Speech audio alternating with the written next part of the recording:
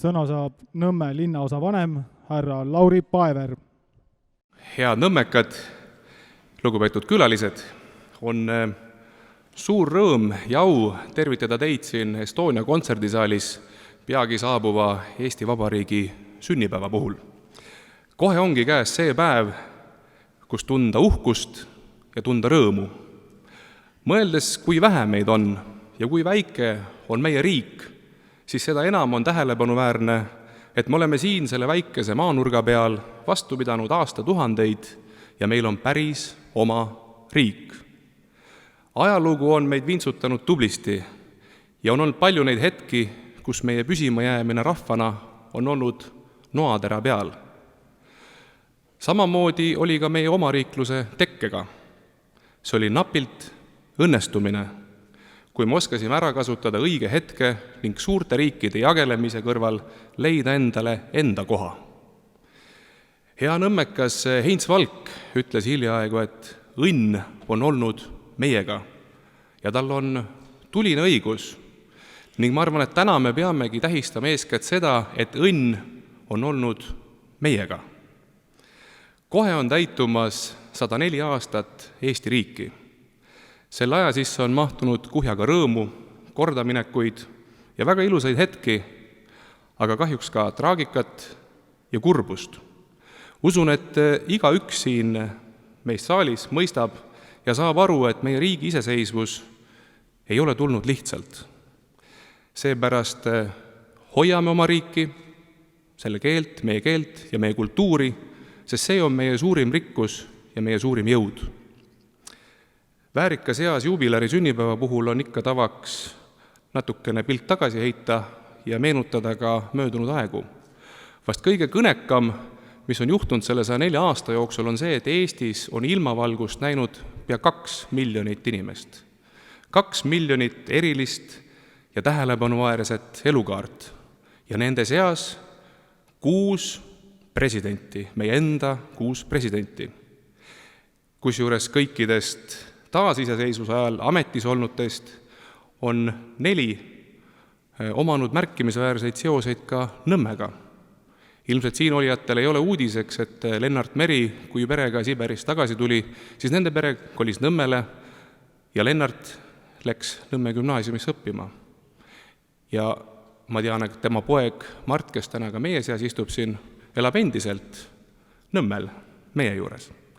President Arnold Rüütel on juba 10 aastat oma perega nõmmekad ja hea õnne korral võib vana härra Arnoldilt näha siiamaani Nõmmel ringi jalutamas ja Järvel ka poes käimas. President Kersti Kaljulaid sai üksjagu palju tähelepanu sellega, et tema soovis presidendiks saades jääda elama Nõmmele, eelistades seda Kadriorule. Ja võib-olla, mis on natukene niisugune teadmatum nüanss, on see, et isegi president Ilves on elanud teatud aja Nõmmel Nurme tänaval. Nii et meil linnaosavalitsuses pole teha muud, kui leida nüüd hea põhjus, miks Alar Karis siis Nõmmele elama kutsuda. Kuid mis on see miski, mis inimesi Nõmmele tõmbab? Nõmme on olnud ja jätkuvalt on eriline koht. Nii oma ajaloo kui ka looduse poolest. Ja just viimase pärast on Nõmme eriti tuntud. Noore vabariigi ajal reklaamiti meie kodulinna järgmise lausega, et Nõmme aasta läbi kuurort. Ja põhjus on ka selge. Männimetsade rohkus ja hea õhk tagasid juba toona suurepärase elukeskkonna. Marie Under leidis, et Nõmme mändide ja rahu keskel sujub loominguline töö hulka paremini ja nii leidis ka tema tee Nõmmele. Ja kui tohib, siis ma loeksin teile ette ühe salmi Marie Underi luuletusest Kevade märgid. See luuletus on tema loomingust vast kõige enam Nõmme omasem, andes edasi teatavat rahu ja ootust. Suur nire väikseid joob ja uusi loob, maa suu avali, ta kõik nad joob.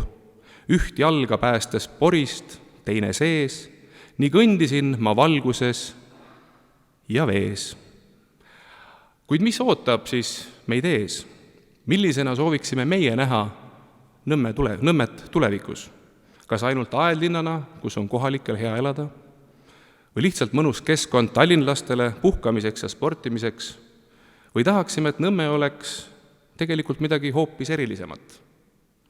Mina usun, et Nõmme ei peaks olema lihtsalt aedlinn, kuhu aeg-ajalt jõuavad üksikud head ideed, vaid see peaks olema Tallingu arengu üks prioriteetidest.